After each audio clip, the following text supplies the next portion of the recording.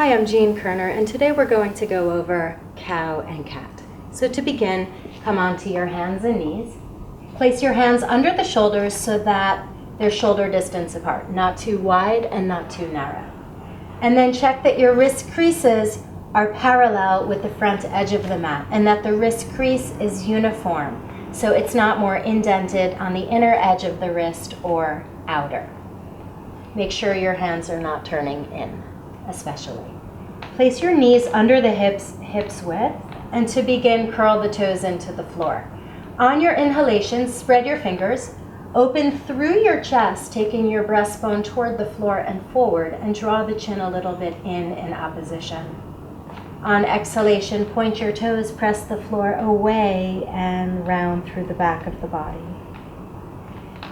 Curl the toes, inhale, start with the breath, a heartbeat later, start the movement.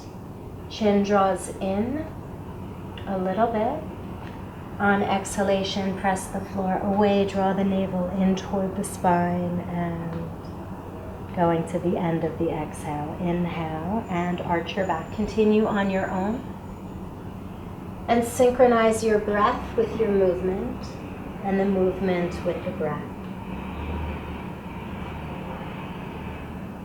This is excellent for the health of your spine, moving it forward and back, and it opens through the front and the back of the body. Excellent for the inner organs as well. After your next exhalation,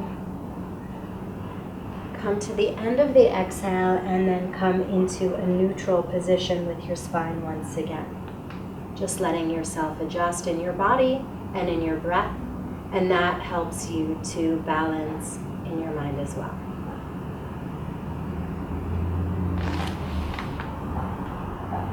Namaste, I'm Koerner, and we're going to go over incline plank pose.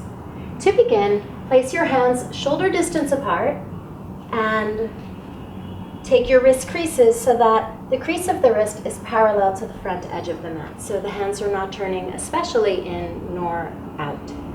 Then from there, step your right leg back, step the left leg back. Take your shoulders, elbows, and wrists so that they're all perpendicular to the floor. As your hands press into the floor, feel like your forearms can lift away. And from here, make sure you're not letting your hips droop down, nor letting your butt poke up. So there's a strong abdominal contraction and your head is in line with the spine. If it feels like it's too strong or you're compromising your breath or your alignment, you can do this with your knees on the mat. Or at any point, you can come into child pose, sitting back on the heels. In which case, separate your knees a little bit apart and take your forehead onto the mat, arms alongside the body. You can stay there as long as you'd like. Otherwise, it's easy to join back in when you're ready. Reach your arms out. And then from here, once again, you can come back into incline plank.